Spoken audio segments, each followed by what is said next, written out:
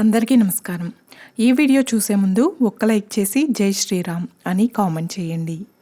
కొందరు రాత్రి ఏ సమయంలో పడుకున్నా తెల్లవారుజామున 3 నుంచి 4 గంటల సమయంలో ఎవరో తట్టి లేపినట్లు నిద్ర నుంచి మేల్కొంటారు. అకస్మాత్తుగా ఎందుకు మెలకువ వచ్చిందో కూడా అర్థం కాకుండా అలా కొద్దిసేపు అటు ఇటు దొర్లుతారు. అలా కాసేపటి తర్వాత తిరిగి నిద్రలోకి జారుకుంటారు. అర్ధరాత్రి కంటే కూడా తెల్లవారుజాము సమయంలో గాఢమైన నిద్ర వస్తుంది. ఇలాంటి సమయంలో నిద్ర నుంచి మేల్కొనడం అంటే నిద్రకు భంగం వాటిల్లినట్లే. సాధారణంగా తెల్లవారుజామున సూర్యోదయానికి ముందు 3 నుంచి 5 గంటల మధ్య సమయాన్ని బ్రహ్మ ముహూర్తంగా పేర్కొంటారు. ఈ సమయాన్ని దైవిక శక్తికి సంకేతంగా సూచిస్తారు. ఈ సమయంలో ఏదైనా పనిని ఏకాగ్రతతో చేస్తే మంచి ఫలితాలు వస్తాయని పెద్దలు చెప్తుంటారు. విద్యార్థులు కూడా ఈ బ్రహ్మ ముహూర్తంలో నిద్రలేచి చదువుకుంటే చదివింది చక్కగా గుర్తుండిపోతుందని చెప్తుంటారు.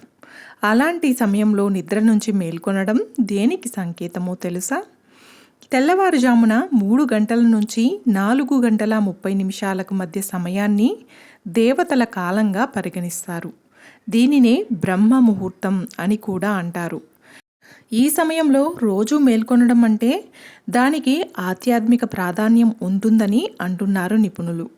రోజు ఈ సమయంలో మేల్కొనడం అంటే దాని వెనుక దైవిక శక్తి ఉందని అర్థం. ఆ సమయంలో మిమ్మల్ని మేల్కొలపాలని అనుకుని నిద్రల నుంచి మేల్కొల్పినట్లు అర్థం చేసుకోవాలట. రాత్రి సమయంలోని 3వ భాగాన్ని బ్రహ్మ ముహూర్తం అంటారు. వైదిక గ్రంథాల ప్రకారం నిద్ర నుంచి మేల్కొనడానికి ఇదే సరైన సమయం. వేదకాలం నుంచి బ్రహ్మ ముహూర్తాన్ని అమృత సమయంగా పరిగణిస్తారు. అమృత సమయంలో సానుకూల ప్రకంపనలు ఆకాశంలో చాలా వేగంగా ప్రవహిస్తాయి. ఈ సమయంలో ప్రతికూల శక్తులు చాలా తక్కువగా ఉంటాయి. దీని మూలంగా సానుకూల ప్రకంపనలు చైతన్యంగా మారుతాయి.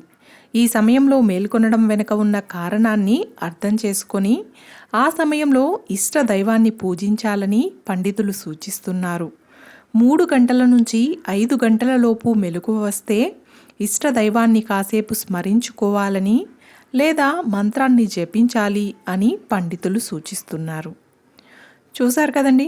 ఈ వీడియో మీకు నచ్చినట్లయితే ఒక్క లైక్ చేసి నా ఛానల్ని సపోర్ట్ చేయండి. ఇంకా మరెన్నో ఇంట్రెస్టింగ్ వీడియోస్ కోసం నా ఛానల్ని సబ్స్క్రైబ్ చేయండి. Thanks for watching.